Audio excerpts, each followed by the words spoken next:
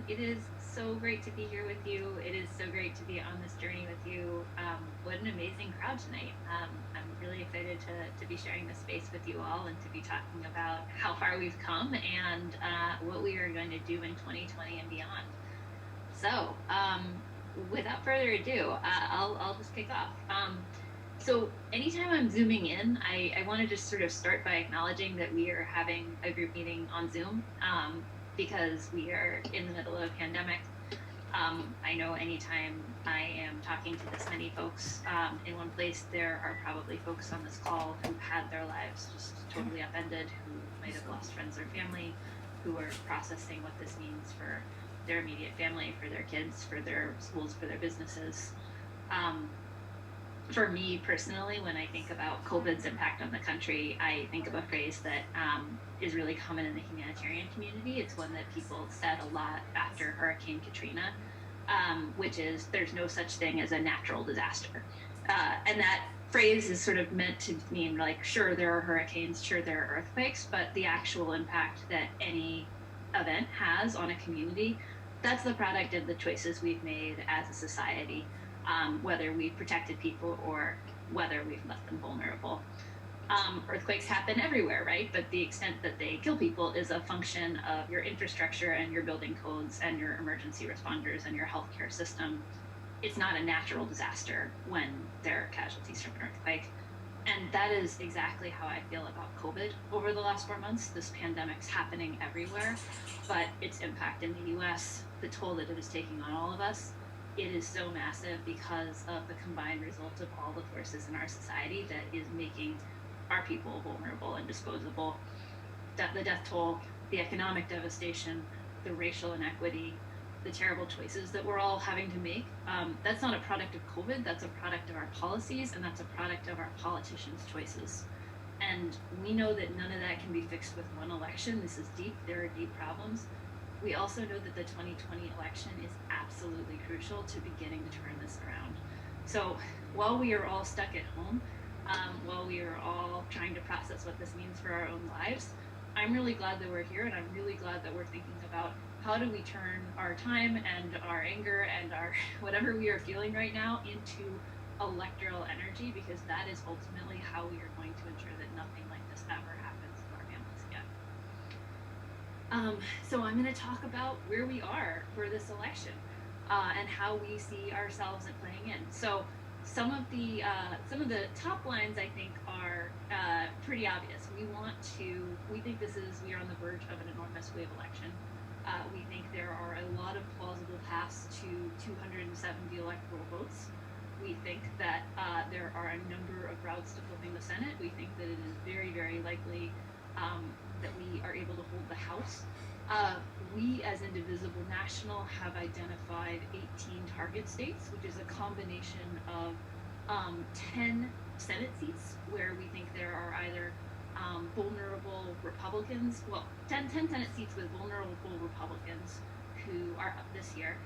Some of these we think are very, very likely, like Cory Gardner in Colorado. Some of them are longer shots, like Mitch McConnell in Kentucky. But we are going to try. We're going to expand the map dramatically in order to see, one where we can actually push through to victory, and we're going to make Republicans fight for each of those seats.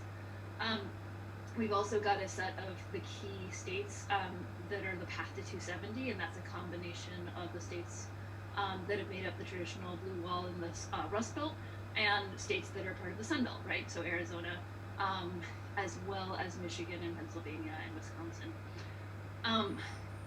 We are going to be running program in all of these places. We'll be running as an organization a massive direct voter contact program targeting these 10 Senate races, the key presidential swing states, endorsed House races, like Amar Campanajars in California. We will be texting and phone banking. We're also going to be plugging folks in to do letter writing campaigns, working on a disinformation campaign, and a number of other volunteer efforts to get involved. Y'all are the experts at the many different opportunities that your own community has to get involved, because there is not going to be a shortage of competitive races in 2020. The challenge is just going to be figuring out how to focus our energy and how to make sure that we are staying involved and plugging into all the different places that are going to be possible on this map. We also know, and you can tell from the sort of the tactics that I listed and the tactics that I didn't list, that we're going to have to get creative about how we reach voters. COVID is changing the playing field. We're not planning to run ourselves canvassing. Folks will still be working likely with some campaigns directly to do canvassing, but we were making sure that in the meantime that we're figuring out how can we reach voters in as many ways as possible digitally, recognizing that that is a shift from previous elections, and it's one that we're going to have to test and adapt as we go along. That said, it is going to make it even more crucial that we are really reaching out to and hitting as many people as possible as we can virtually. Everybody here knows waves are the metaphor that we often use for an election is a wave, but it's actually not really it's not like a perfect metaphor, because a wave is something that it's natural, it comes crashing down, it's this product of natural forces. What we all know actually is that a wave is built drop by drop by people who are actually pouring in their time, their energy, their effort, not just the day of the election, but for a really long time before the election as well. And so there is the part of what that I do like about a wave metaphor is the idea that a wave is actually building at sea for a really, really long time before anybody actually sees it coming or sees it crashing on the shore. And for most of that time, it's barely even visible. It's just kind of a slight swell in the ocean. And then it comes crashing down in the last minute, and it actually has the power and the impact that's behind it because people have been building it for a very long time, very long before. So that's what we're doing now. That's what we're going to be doing all the way through Election Day.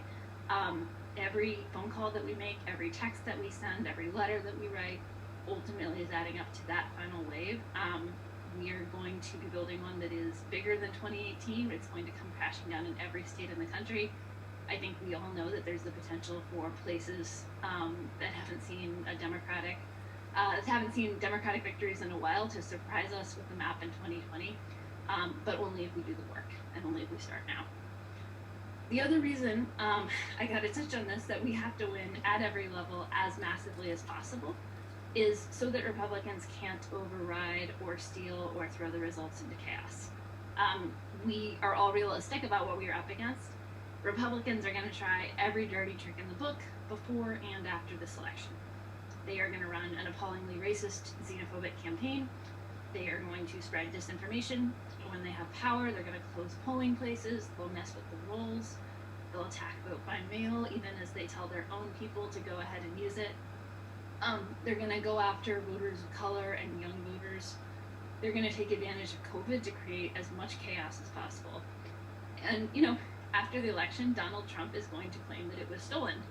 And if he thinks he can get away with it, he might try to do something about it. And all that's why we have to totally blow them out of the water. We need to win. We need to win by the kind of margin that leaves zero room for doubt. We have to be prepared to stand up if they try to question or dispute that. Indivisible's actually launched a project, Protect the Results, which is designed to ensure that even as we're leaving it all in the field for the 2020 election, we are also ready to protest, and we're ready to stand up and mount a very powerful response the day afterwards if Donald Trump tries to pull a fast one.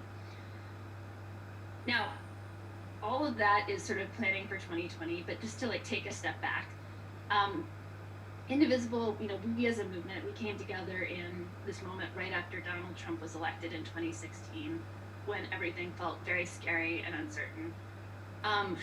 When he was elected, it had felt unimaginable to a lot of us. And the fact that he had been elected, that meant we had to take this look at what kind of system we were, what kind of country we were, that we could allow this white nationalist, this xenophobic, sexual assaulting, corrupt, incompetent, malevolent buffoon, I could go on, to get into office. And while, political leadership, while Democratic leadership in Washington was stunned, indivisibles across the country were getting really angry and getting organized. We're folks who step up when things are scary and uncertain. We know, even when it seems terrible, that there is just so much that we can do to fight back. For the last 3 years, that's what we've done. We've saved the Affordable Care Act, as Jean mentioned, again and again and again. We built the blue wave that flipped the House and brought Democrats into state houses and governorships nationwide. With that new power in Washington, we turned impeachment from a whisper into a roar into a political reality. We're once again in a moment when what we do is going to change the political landscape at this crossroads when we can turn back the tide on hate and corruption in November. And also, we got to recognize, even as we like dig deep for this for this sprint, this is just the beginning, because we all know that the problem we're facing is not just Donald Trump. If Trump was the problem, he would have been blocked by the Republican Party or indicted or impeached a long time ago. If this was just about one terrible man, the system would have taken care of him. And the system's failed us. So we know the problem is not just Trump, and we can't stop with just beating Trump. We have to take on the forces that allowed him to rise. That's white supremacy, that's systemic oppression, that's a government that's responding to the interests of big businesses, but not to its own people. That is all of the ways in which our country has been structured in order to represent some people and not others. We are not going to get the things that we want and need as progressives, or policy changes that we need, if we don't take on the structural imbalances in our system. The flood of corporate cash, the ways that the Senate is set up to overrepresent rural white areas at the expense of everyone else, the packing of the Supreme Court and the judiciary with right-wing Republican reactionaries. If we don't take on these structural problems, we are not going to be able to get the policy agenda that we need under a Biden administration and a Democratic trifecta. So we're in this not just to win, but we're in this to transform systems. We need to have a truly representative democracy, and then we need to pass the big, bold, progressive change that we need. That is our mission. It doesn't end on November 4th, 2020. It is a milestone. It is not the finish line. And that's actually both, that's obviously really exciting, right? Because we have built something very powerful and very beautiful together. Campaigns come and go. We're a movement. We're here to stay. We're committed to building that power for the long haul. We're ultimately committed to building the kind of world where the things that have happened in the last 4 years cannot happen again. So I'm super proud to be in that fight with you. I'm really excited to talk more about our electoral strategy. I'm really excited to talk about what comes after Donald Trump. We have got a lot of work to do before November, but we've got this. Leah, can you stay around for a little while, or do you have another appointment? Absolutely, I can stay. Great. All right. Jill, did you have a question for Leah already, or do you want me to go on and then do the question? I thought Nina was maybe going to talk a little bit. Okay. Yeah, I meant before. Oh, sorry. Yeah. No, I'll just ask a little bit later. If you're sticking around, Leah. Yeah. Yes, I think. Okay. I'm up around 9:30, but I'm sticking around for a few more minutes. Oh, a few more minutes. Well, okay. So let's have you guys ask Leah a couple questions before I go. So okay. Hop off because it's a little later for her. So that she can off since she has to. Yeah. Yeah, that makes sense. It's late at your end of things, isn't it? It's all good. It's all good. Okay. You know, time has acquired kind of a relative quality in the COVID era, so. How about how you figure out which candidates to support? I don't know if you can talk about that for a second. Sure. Well, so I think there are two different levels, right? So when we're thinking about the federal map for 2020, we're talking about target states and target races, and those are places where it's not really about necessarily which Democratic candidate we like. It's about what we need to do in order to take the Senate. And target states, and in terms of what we need to do to get to 270 for the White House. So in those places, it's really about as much the Republican incumbent as it is about whichever Democratic candidate is ultimately elected to beat them. We're in it and behind whoever ultimately wins the primary, because we are institutionally an organization that does not take our ball and go home depending on the results of the primary. So in those places, our political team has identified the 10 payback project states as being the 10 states where Republican senators are most potentially vulnerable to defeat in 2020. And we're invested in those states pretty much regardless of the Democratic candidate, because there is no Democrat who is on the ballot who would not be 1,000 times better than a Republican current incumbent. We also have the endorsement program, which the endorsement program for Indivisible is about elevating candidates who've earned movement support. And those are candidates who have engaged directly with local Indivisible groups, who have built a relationship, who've been endorsed by a local Indivisible group, and who we've screened and who we've put to a vote of the email list in that district or in that state and confirmed has a plurality of Indivisible or a supermajority of Indivisible support. So those are kind of like, these are exciting, these are champions, these are leaders, these are people we're really excited to get behind. And so those are folks who we're also helping and supporting at an additional level, providing press support for, elevating the local groups that have endorsed them. And that's in both primaries and in general elections. It really starts from the place of the commitment and the passion of a local Indivisible group. Does that answer your question?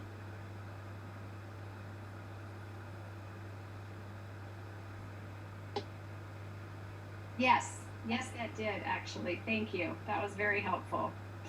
We're going to get into this a little bit more later when we talk about actually what we're doing, but can you just tell us what will be available in terms of Indivisible tools for us? Yeah, like the hub dialer and that sort of thing. Sure. So I'm going to talk a little bit, but Nina, I think you're also going to talk about this. Is that right? Yeah, Okay. I'll dive into it. All right. Don't even worry about it then. I don't want to steal her thunder. Okay. Good. Okay. Yeah. So now we have Nina. Nina is our, I never know anyone's title. She is the regional organizer or something for the southern part of California. And she is an incredibly hard worker. I cannot believe almost every day there's some text or an email or something from Nina about something that's going on or that I need to know. She's just incredible. And she has been able to draw together the Indivisible groups across California in ways that we have not done before. So we're really happy to have her. And Nina, I don't want to waste any time, so take it away. Thank you, Jean, and such kind words. I really appreciate that. So I will try to keep mine a little bit shorter because I know that the agenda is packed with more people who are going to talk about all the great work that CBFD is doing. But I wanted to give a little bit more of the why you're doing it and why it's important to be doing it. So when we talk about our voter contact efforts, right now, I think as Leah mentioned, we're in a really unprecedented time. So normally we'd be talking about door knocking and doing lit drops, but we're not talking about that right now because we are in a global pandemic. So we've had to shift our approach a little bit, and right now we are looking at ways that we can get connected with voters digitally. So we at Indivisible have a unified digital program that we are making available to our groups. Anybody who wants to get logged on and wants to help will have resources available to do phone banking and text banking through Indivisible. And then also we can direct you to some postcarding efforts as well if that was something that's in your wheelhouse. And I'm going to go through all three of them and kind of give a little bit of an overview of why one works better than the other and where your focus should lie. But before that, I wanted to talk about why we need to do phone banking. And the main reason why is because our biggest vulnerability in November is going to be voter turnout. And I'm a big numbers person. For those of you who know me, I see a lot of familiar faces on the call. So if you have been on a call with me the last couple of weeks, you might have heard these numbers, but they're really important to know. So a study conducted by members of the American Association of Public Opinion Research showed that among Biden supporters, only 34% of them identified themselves as having strong enthusiasm for his candidacy. This is up about 7% from March, which is the lowest of any Democratic presidential campaign in the last 20 years. So those are low enthusiasm numbers. And that's juxtaposed to Trump's numbers, where you see that among his supporters, that number is about 69%, and it's up 14% since March. That's during a global pandemic with some of the highest unemployment numbers that we've seen in a decade, and also a racial justice movement happening all at the same time. So his supporters are just diving in deeper into his candidacy than they were in March, which is really appalling, and it's also a really important number to note. But the good news is that his vulnerability is his approval rating, which is steadily at about 40%. This is the lowest of any president since Truman in 1945. And to give you some context, the highest was JFK with about 75%. So that 40% number is low.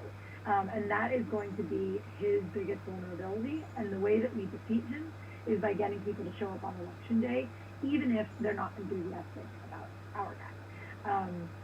So when we look at what we have available, we have phone banking, text banking, and postcarding.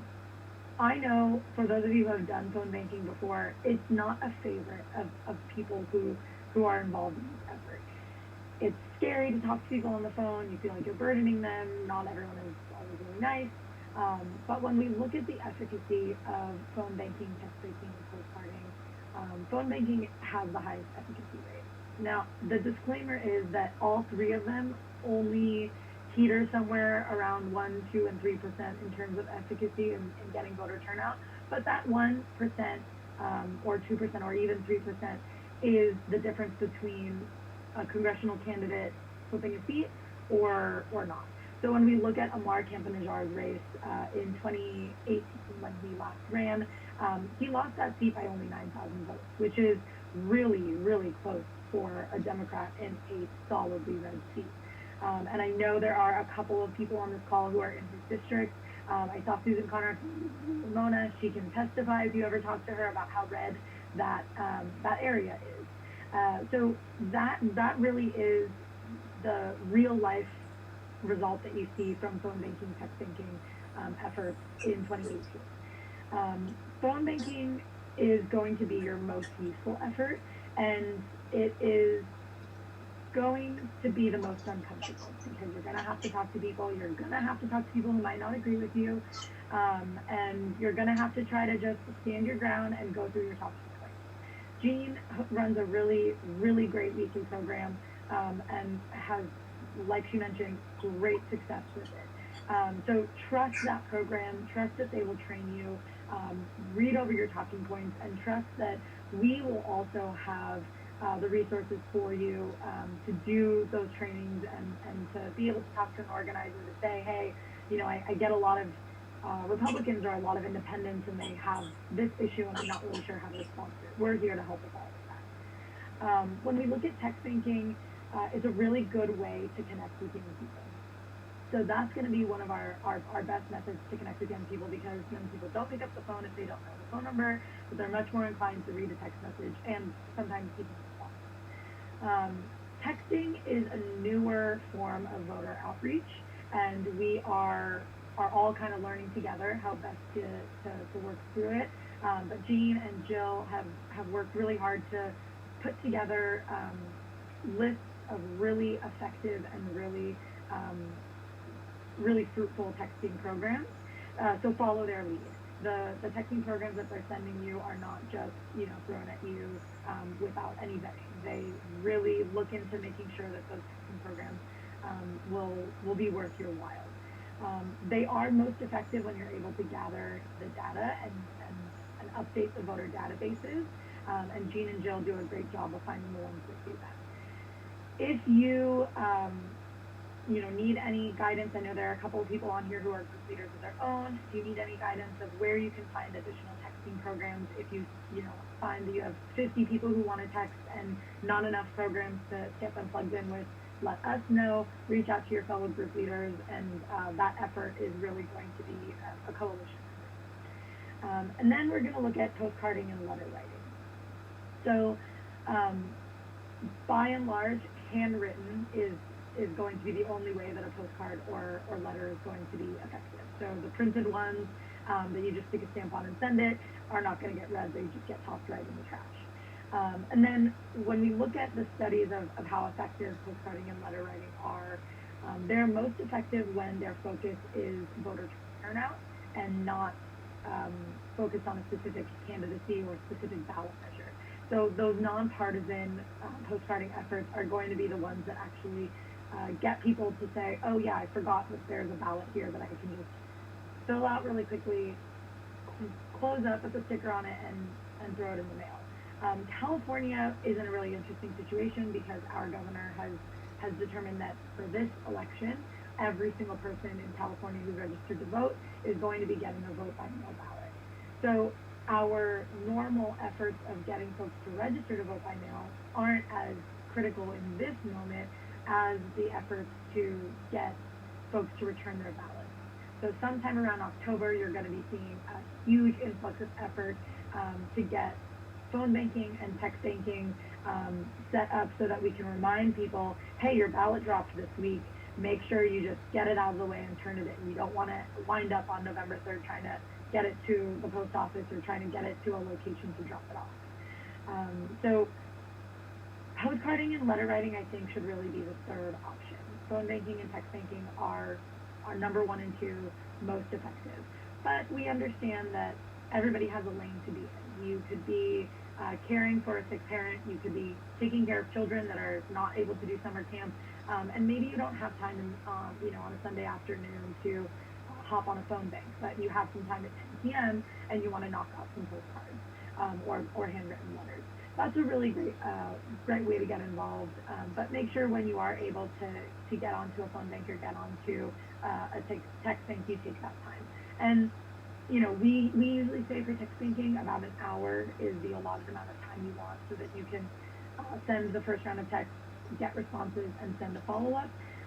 But if you only have 30 minutes to phone bank or text bank and you want to knock them out, that's also fine. It really is a cumulative effort, and you want to be able to be kind to yourself in the effort that you're doing, but also participate and make sure that we're bringing a lot of really great candidates over the finish line. At Indivisible, we push a program called Vote Forward, just because we think it's a really nice way to get to do the letter writing campaigns. But there are a lot of other programs available for postcarding and letter writing. Jean and Jill will be able to provide those resources as well as myself, so you can always reach out.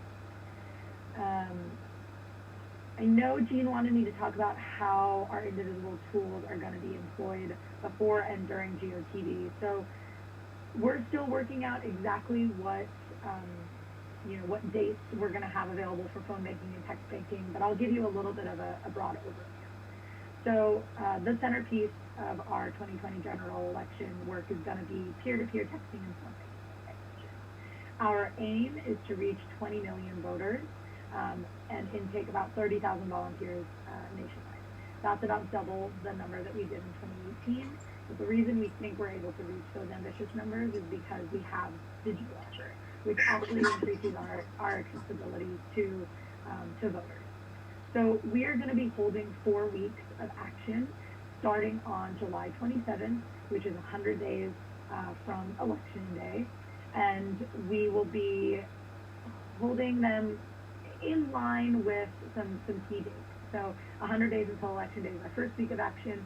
We're also going to be holding a week of action right after the DNC, the Democratic National Convention, and then 2 more between that and our GOTV efforts. And we're actually ramping up our GOTV efforts. Normally, a campaign will do about 2 weeks. We're doing about a month of GOTV efforts. And then throughout all of that, you're going to have groups on the ground doing that work as well, and we'll be helping promote that from Nashville. We don't have currently a statewide program that we're going to be running in California because we're not a swing state. But myself and my counterpart in Northern California, we have a program that we are helping run with our Indivisible group. And we are also going to be focusing heavily on our candidates and Amar Kemp-Najjar and California's 15th. So I think I already touched enough on the Unified Digital Program, which is the peer-to-peer texting and the phone banking. So I do want to see if anybody has any questions rather than go through the program again. So I'm not sure how much time you want, Jean and Jill, but I'm happy to answer a couple of questions as well. think we'll hold that till the end and let Jean talk a little bit first, if that's okay. You able to stick around? Oh yes, I'll be on the call. Great. Okay. All right. So I want to talk to you just a little bit. I think they've pretty much covered it. So a lot of what I would say otherwise, I don't need to say. Our group specifically works on federal elections. And the reason that we do that, and I think that Leah and Nina have outlined it pretty well, frankly, if we don't win at the federal level, state and county governments are not going to be able to protect us from the harm that's going to happen coming out of Washington. There's just no way around it. We have got to win at the federal level. We use Indivisible's tools a lot, and so that's their tools are for federal elections. So that's one of the reasons that we do that.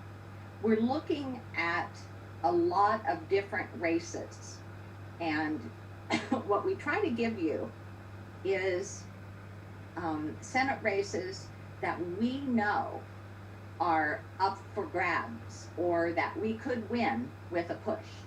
And we look for the races where the political strategists say that we can win it for the Electoral College and get to 270 with these particular states. And so, you know, we push for those states.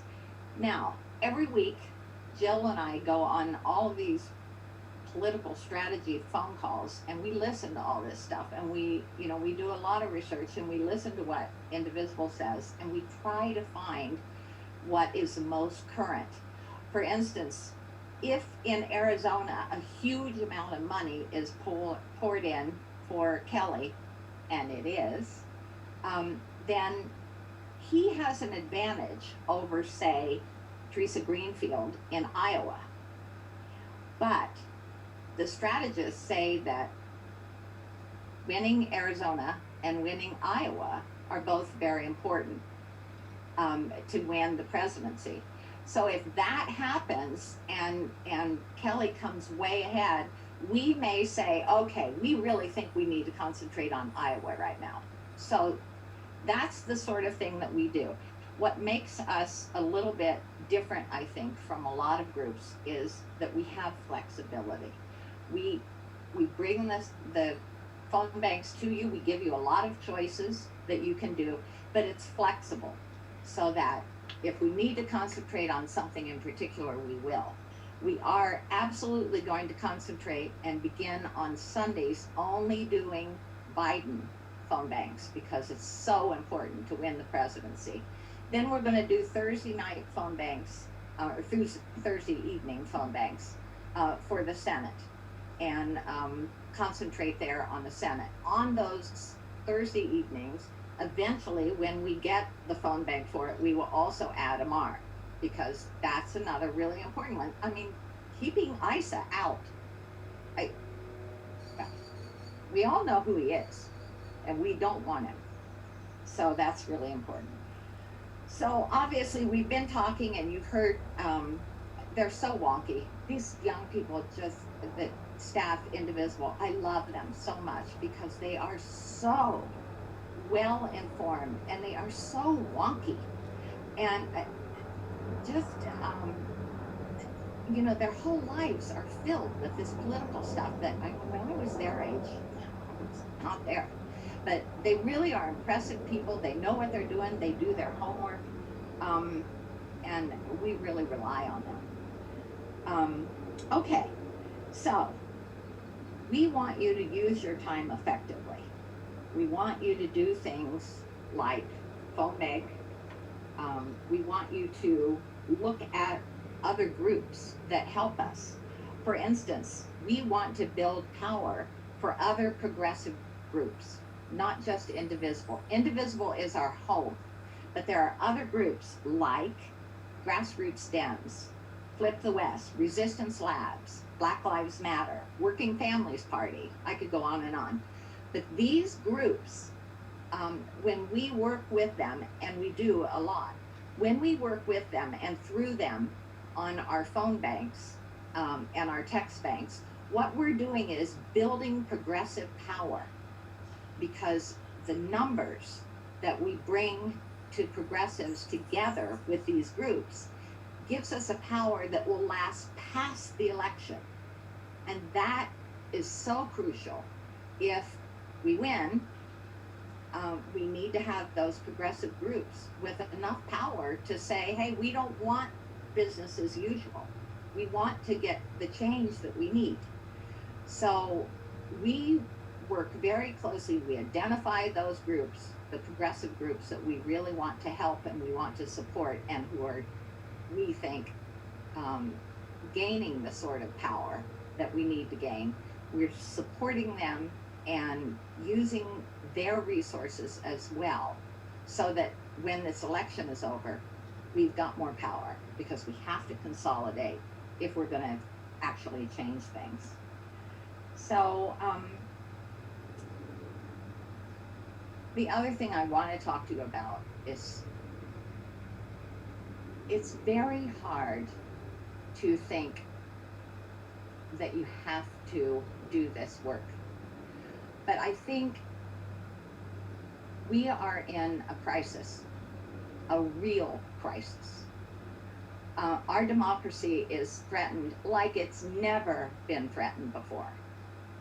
Certainly not in our lifetime. We can either stretch and find more time and do more things and win, or we can say, I just can't do it. I just can't do it. And I just want everyone to know that you can do it. And we're here to help you. And we all feel that sometimes, that we just can't do another thing. It's just too much. There's too much information, too much bad news. But if we don't do it, we're not going to be safe. We aren't going to be okay. There's no comfort if we don't win. So we have to win. And we can. I have no doubt in my mind that we can win. I mean, what we did in 2018, we can do it again. We will do it again, but we have to work together. Okay, so right now we have with us a phone banker who is incredible. I remember the day she came, the first time I saw her, and she just has a way about her when it comes to phone banking, and an attitude that has helped me. Just listening to her helps me. Angela, take it away. You're muted. Angela's still muted. Angela, you're still muted. Okay, how's this? Okay, thank you, Jean, appreciate that. And good evening, everybody. I'm so happy that you're here, and happy to be talking with you tonight. My name's Angela Benson, and I'm a member of CBFD San Diego Indivisible. And I'm here to talk to you about phone banking, to hopefully demystify it a little bit, and tell you why it's so important for the 2020 election, although the previous speakers have all covered that as well. And for you experienced phone bankers who are here with us tonight, I hope you'll send your positive energy to all the folks who may be new to phone banking, so that we can get even more people to phone bank as we move forward. So going back, like many of you and many of the rest of our country, I was completely devastated when Trump won the election in 2016. Depressed, concerned, angry, wondering how we came to this point. And so my husband and I thought, well, action is good. So we joined in the Women's March the day after the inauguration. And it helped us to see that there are many, many other folks who felt the same way that we did. So we knew we weren't alone, and there's power in numbers. And it was a joyous occasion, that march and the subsequent marches, but that first one was just really incredible. So then also early in 2017, I was introduced to Indivisible while watching Rachel Maddow one evening when she was interviewing Ezra.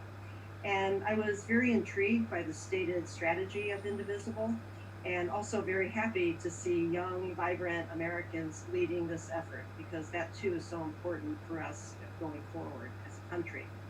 So I read the Indivisible Guide and I started dipping into political activism.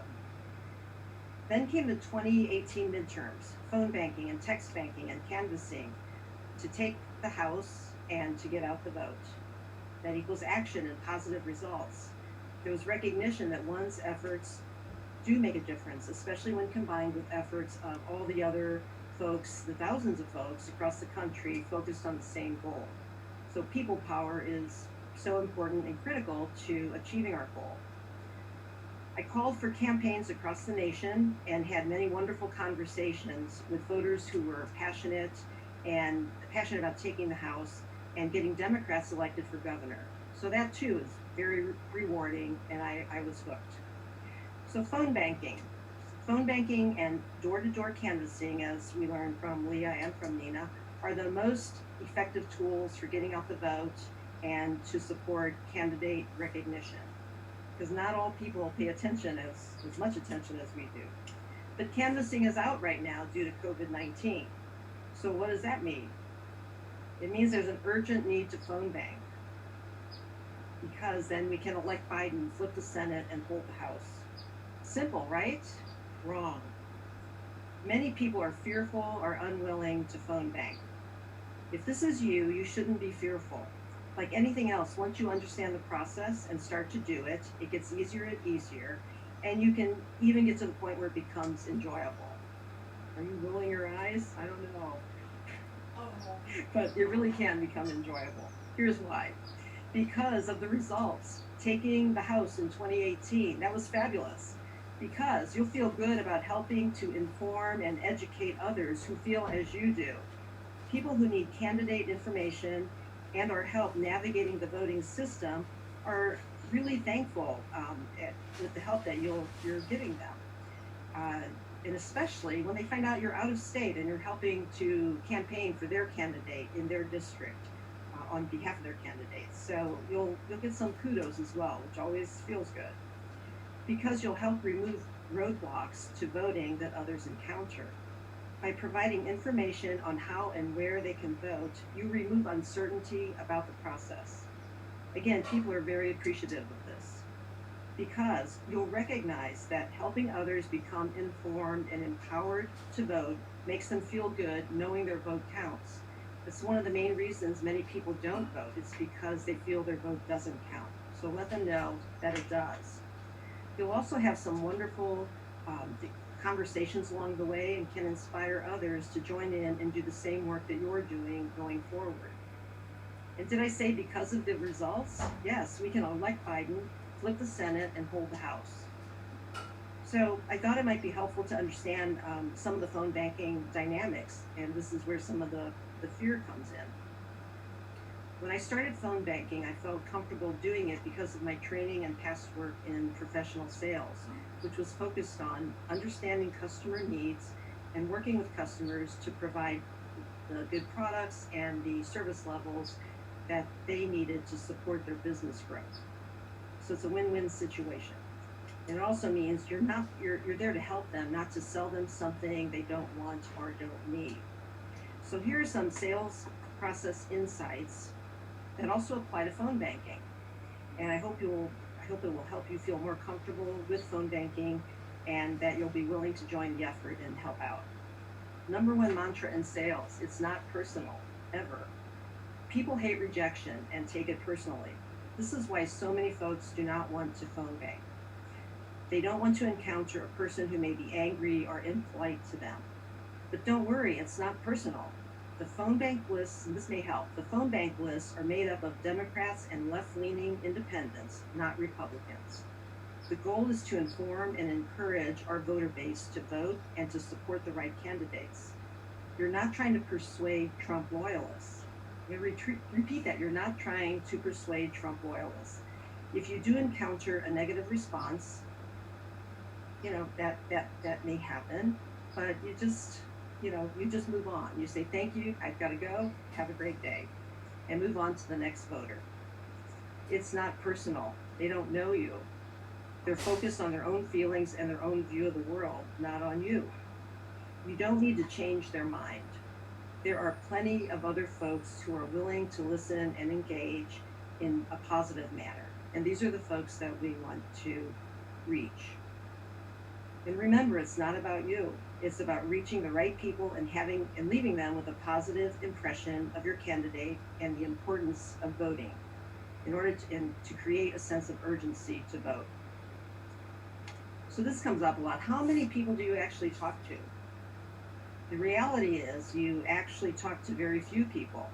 A good day is getting a live response from about 10% of the number of voters that you've called. So let's say 5 or 6 people if you've called 50 or 60 voters at any given time. Most do not pick up the phone because they don't recognize your number, and you'll go straight to their voicemail. This is good as it gives you a chance to leave a short message focused on directing them to the candidate's website so they can get more information and asking them to be sure to vote. And a script is provided for this. It's right on your computer screen as your phone banking. When you do get a live person, if they're busy, if they do not take political calls, as some may say, or they're not in our camp, they usually just hang up or say no thanks and then hang up. Again, your response is thank you, have a nice day, and then move on. When someone takes the time to talk to you, though, you want to follow their cues. If they're in a hurry, get the most important part of your message through to them in as few words as possible. And that way you're respecting their time and they get the message and then you move on to the next voter. Be friendly at all times. Some folks expect a hard sell or a strident voice, and they're pleasantly surprised when you talk to them as you would a friend. Some will want to talk in depth. They found a kindred spirit in you, and that's wonderful. So talk with them and let them express their feelings and you express yours. Then remind them to encourage their family and friends to support our candidate and to vote, thus enlarging the number of people receiving the message. Sales mantra number 2, put it in your own words. People that write the scripts may not like this, but I think it works better for most people. So a script is provided, put the message into your own words so your personality comes through. Also put it into a hard copy so you have something to follow until it just becomes part of you. And ditto for your short voicemail message. This will put you at ease and your personality and passion for what you're doing will shine. This is important as it speaks to authenticity, which people like and can relate to. Also, be polite. Say please and thank you. These simple words work wonders, even in a voicemail, and they leave the voter with a positive impression of the work that you're doing, and by extension, a positive impression of the candidate. Number 3, mantra in sales. It's all in the numbers. Nina referred to this earlier. She and I didn't talk beforehand, but it's all in the numbers.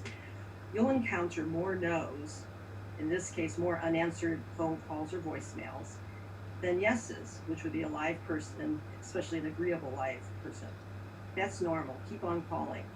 It's the continual calling to reach many voters, quote the numbers, multiplied by the thousands of others doing the same thing nationally that moves the needle toward the desired results.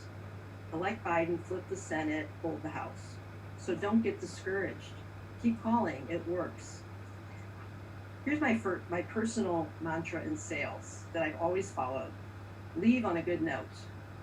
Always end a phone banking session on a good note. It could be after a wonderful conversation with a simpatico voter, after helping someone navigate how to sign up for vote by mail, after helping someone understand the importance of voting and incur that sense of urgency, after achieving your own personal record in number of phone calls made in a session. That is empowering as well. It feels good.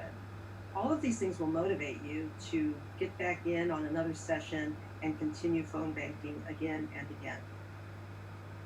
And contrary to a sales situation, you don't need to be a subject matter expert to phone bank. You don't need to know the candidate inside out or the nuances of each issue. There's plenty of candidate and opponent information for you to tap into within the phone bank library, and also the candidate's own website that you can review beforehand. It's good to have a couple of key details under your belt to tell a voter. Then refer them to the candidate's website so they can dig into things important to them. For example, with Mark Kelly, if somebody else will tell me a little bit about it, you might say, well, he's Gabby Gifford's husband. This brings upon immediate name recognition. He's a retired U.S. Navy combat pilot and was also an astronaut with NASA. This shows that he has given much service to our country in leadership positions as well. Or he's running for the U.S. Senate to help all Arizonans with the issues they are facing. But if someone wants more details and more information, you can keep the candidate's library tab open on your computer and just click on that, and you can then, provide some more information on an issue or 2 or 3 that's important to that voter. Angela, can I interrupt you for a minute? We're kind of running out of time here. Okay. I'm sorry, because That's okay. It's very helpful, but I wanted to make sure that we don't lose anyone before we do our ask. So if people are staying on for a few more minutes, yep. I just wanted to make sure that, are you about to wrap it up anyway? Yeah, I was down to my closing comment. Okay, sorry. Okay, go ahead. Stick around, folks. Don't go. It's all in the numbers and the positive messaging. Oops. Okay, thought I was muted. To help people learn about the options and to engage in their civic duty. You'll be rewarded by taking action and be able to manage your anxiety, maintain your sanity, and know that you came forward and helped to positively impact the critical change in leadership that our country needs in 2020. So I hope you'll join us in phone banking for the 2020 election. And thank you for listening. That was great, Angela. Thank you so much. I don't think we lost anyone. That was good. Okay, well, so Angela's been phone banking with us for a while. Some of you on here have been phone banking a long time too. We've got some very experienced phone bankers, which we're so grateful for. Your commitment and that we miss seeing you in person, but we just can't do that anymore. So now I wanted to come to the ask part, which of course there is always an ask, right? Today we want you to commit to getting involved because obviously time is short. We all know it's a crisis, and we have to have conversations with voters. Canvassing is out, so phone banking is what we are really putting all of our energy into. We're also texting, of course, and I consider that sort of a supplement to phone banking. That's something you can do on your own during the week. But our weekly phone banks are really important. As Jean said, the Biden on Sunday, Senate and House on Thursday. We also have a text bank on a Thursday night. So sign up. That's the first ask. Sign up, please. I put the actual link in our chat box, and I hope you can just click that. That link is updated all the time, so that's the same link. You don't have to collect links or anything like that. That link will actually be updated with whatever we're doing. You'll see it and you can sign up. Please do that. We would love to see you at the Zooms prior to the phone banks. We're going to test a few things out on a Thursday night. I need to cut this off here. Sorry. But a Thursday night, we may all stay on the phone bank or the text bank just to see how that works. That would be kind of fun. And then the second part of our ask is that you try really hard to identify 3 people that you know, friends or family, who feel like you do, and just start asking them to get involved. I think we probably all do this all the time. It's like the big question, how do we get other people to get busy, right? We know they agree with us about the dilemma we're in, but it's hard sometimes to get people to take that next step. So if you could commit to asking 3 people and trying to get them to sign up, give us their name, their information, and then we'll contact them and let them know that we'll hold their hands, we'll help them, we'll make sure they're successful. We're really nice people.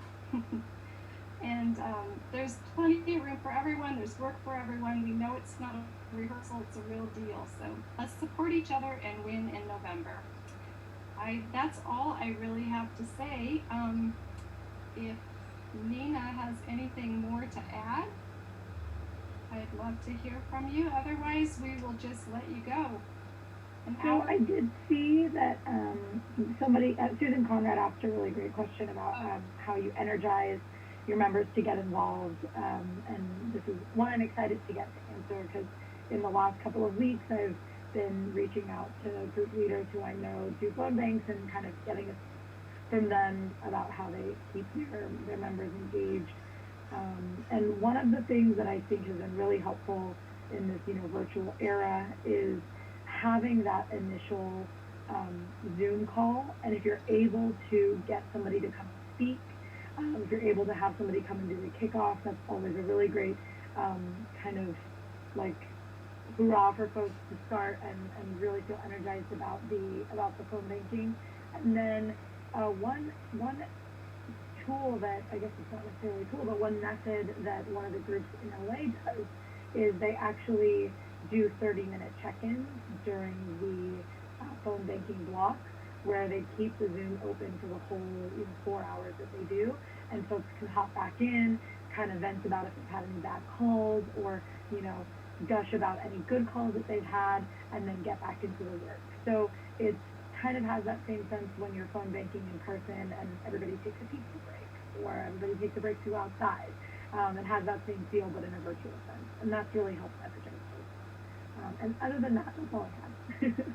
No, that's really good. I think Gina and I were talking about doing that on Thursday nights, kind of see which one works the best. We're just kind of experimenting. Zoom is new and virtual meetings are new. So thank you so much, Nina. It's really wonderful hearing from you. And thank you, Jean, and thank you, Angela.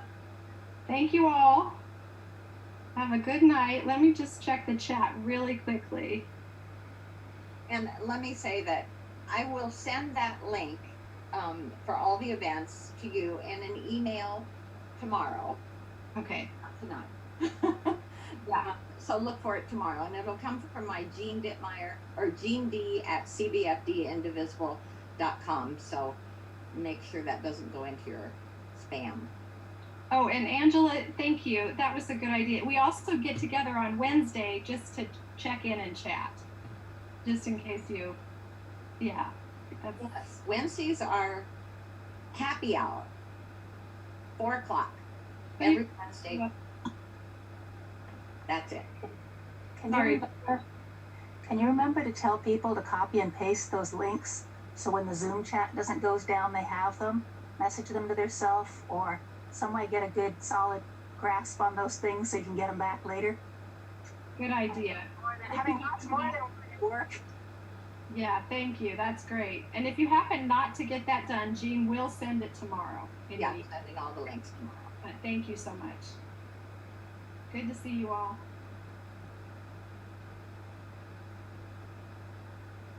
Bye. Thank you.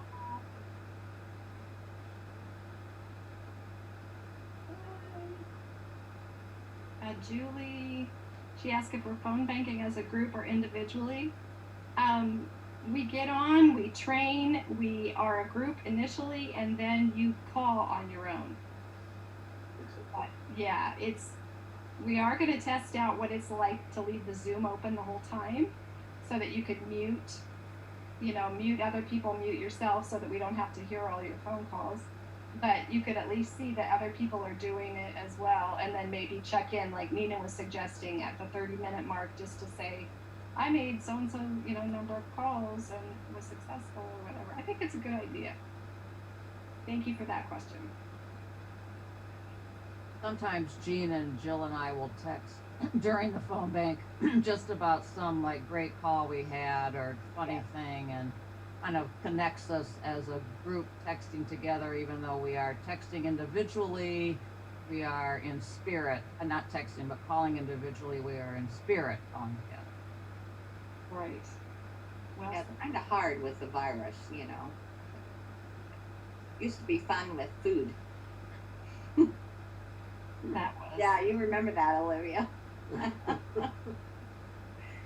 Now we just have our own snacks at home. Yeah, they're not nearly as good. Mine are, anyway. Not as adventurous with trying other things. Right. Yes. We don't have Suzanne Gagne's great cooking. I used to love the stuff she would bring. Oh well. All right. We'll get back there. Oh, Beth? there's some more questions that are out there. Where? In the chat. I know I just asked one. Oh. Well, someone asked, can you text without your number showing up? Absolutely. Yeah. When you text, your number doesn't show up. So, yeah, it doesn't. But let me just say something about phone banking and your number showing up. A lot of people worry about that. And I have to say that when I'm looking at all this intimate information about the person I am calling, I have their phone number, I have their address, I know what party they are, I know their voting history, I know an awful lot about them. It really seems fair to me that they might have my phone number too. Because after all, we're two voters together. And they're not my enemy. They're not going to hurt me. And in fact, they never do. The only ones who ever call back are friendly people. Somebody who doesn't want to talk to you isn't going to call you back. They can't bite you through the phone. I don't worry about it. I don't worry about it one whit. And I really don't think anyone else should either. Hi, I started worrying about that, but my experience is like what Jean said. A few people texted or called me back, and they just asked who I was or what I was talking about, and I told them, and they were willing to listen. Yeah. I've never had any trouble. I haven't either. I've had a couple call back, and because they missed the call and they wanted to see who was calling them, and they were very pleasant. So. But in texting, they never get your number in texting. Only calling if you allow it. Yeah. Texting is totally different. So. I have a question. Do you work with specific lists, like Dems, registered Dems, or is it general? No, it's well, it depends on the campaign, but generally we are calling Democrats. Often the ones I call lazy voters. Those are people who are registered as Democrats, but they don't vote. And so a lot of times we get those. Then we also get unaffiliated voters. And that means they are not registered as Republicans, they're registered as unaffiliated.